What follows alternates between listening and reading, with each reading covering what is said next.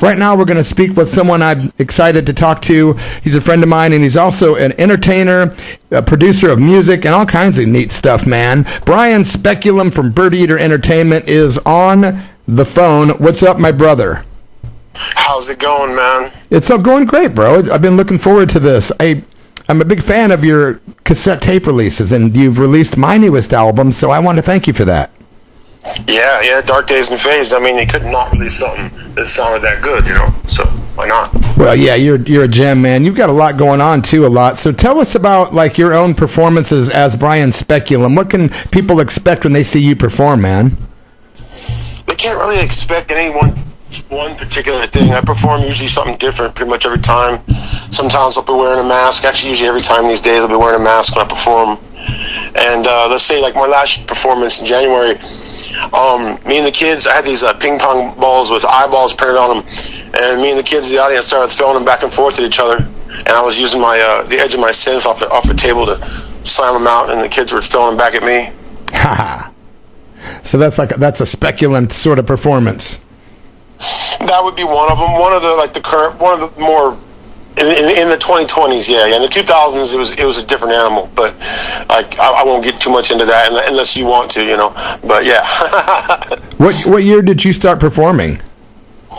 We started performing. My first performance live would have been September 2003 at Brick by Brick here in San Diego. Interesting, man. And then, of course, when I came across you and I heard about Birdeater Entertainment, I was like, this is so cool. This is a label that puts out mostly exclusively cassette tape releases, which there's a small fan base that are really, really into that. And so kudos to you for keeping that alive, man.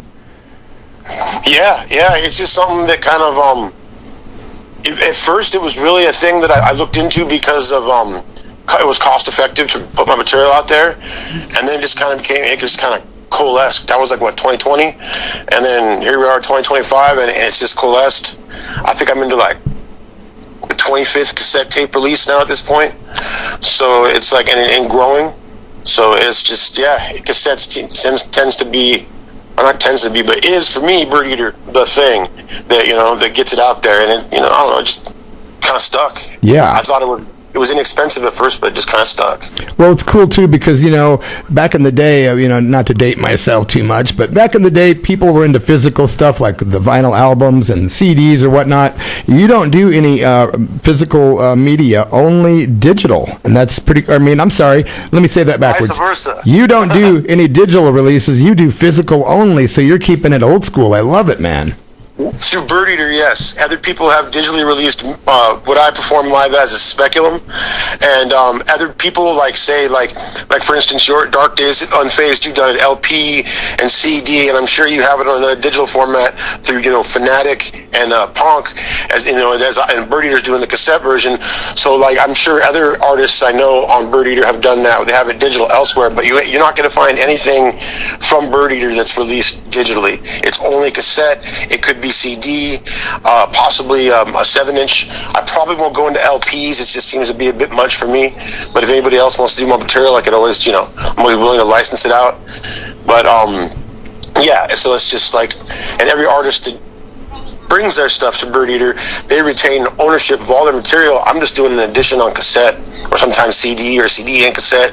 Mostly though, just cassette though. That's cool. Who? What are the upcoming artists that you have releases coming out by?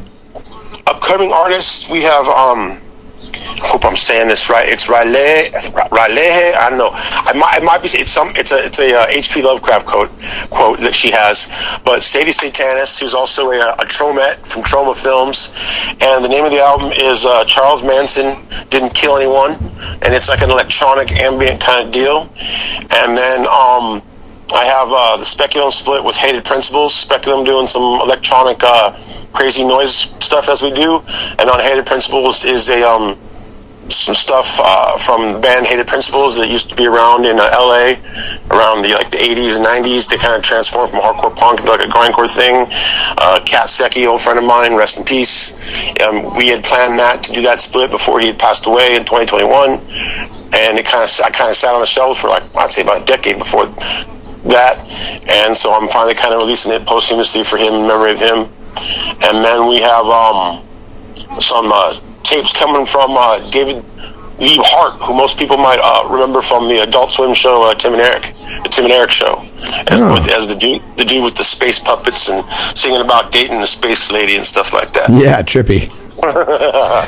What about, I hear a rumor that you might be putting out something by the notorious Gene Perfect.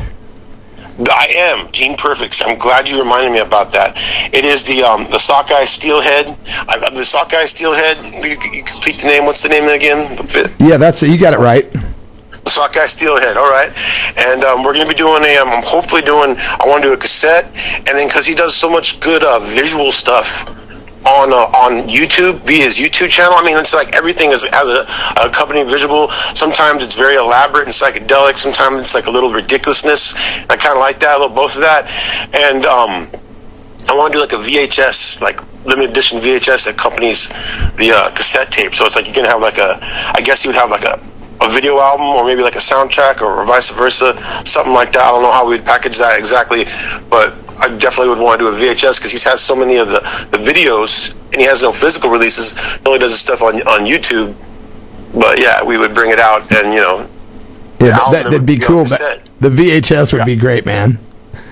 It'd be something, yeah, because you have to. It looks like a lot of those songs. You listen to them and you watch them on YouTube from Gene Perfect's YouTube channel. It's the visuals strongly accompany the sound, so it's like you can't really separate the two after you've seen it and you've heard it. So I was kind of thinking, well, you can't really. We want to do an audio tape, but you know what? And I was already thinking of this compilation on VHS. And we've been talking VHS because everything's physical media, archaic physical media. Some people don't even know. A lot of times I go to the post office, they're like, cassette tapes? People buy those? Yes, they do. And so it's like, it's out there. It's like everyone does their own thing now. Speaking of buying them, if the people that are listening right now, there's probably definitely guarantee there's some people out there going, well, I want to get some of these tapes. How do people get not only my new album on tape or any of the stuff you put out? How do people find Birdeater Entertainment so they can purchase cassettes from you? First and foremost, you go to the Big Cartel page, which is all lowercase Birdeater ENT.bigcartel.com, I believe. And then other ways would be attending live shows. I got several shows. I'm performing a Speculum coming up May 22nd at Che Cafe. May 23rd, you were talking a lot earlier in the show about you being at the Whiskey. May 23rd at the Whiskey A Go-Go. June 14th at the Print Shop in San Diego. Whiskey A Go-Go, of course, being in Los Angeles, Hollywood. August 7th will be at the Beat in San Diego. Man, October 4th and 5th, I got the Noise Summit Festival. We have Gary Wilson. We have the Eye of Earth. We have Go As Death. The list goes on. I mean, the list goes like Go As Death, Peeled Nails, Nyach. I got Grind Band Scourge. I got, we're going to have about 40 or 50 acts going on for the Noise Summit. Well, a good thing because people's attention spans are extremely short. But this will be recorded today and put up on the YouTube, so people, when you post this later, at least it'll still have all the information that's going on in the future, bro. Sounds good. Yeah, thank you so much for making time to be on the Church of Rock, Brian. We're going to slide into a tune that was released on your label, Birdeater, on cassette tape very recently. It's, yours truly, Bloody F Mess, from the Dark Days Unfazed album on cassette. We decided to play the song Get Leery because it doesn't get much love, so we're going to play that one tonight. Sometimes you just got to get leery. Sometimes things people are leery of, they don't love that much. Well said, dude. Thanks again for not cussing on me, too. No worries, man. I kept it in mind. I knew you would. I knew you would. Have a great rest of your night, my man. You too. Take care, buddy. Okay, it's Brian Speculum from Birdeater Entertainment. A pleasure to talk to that dude.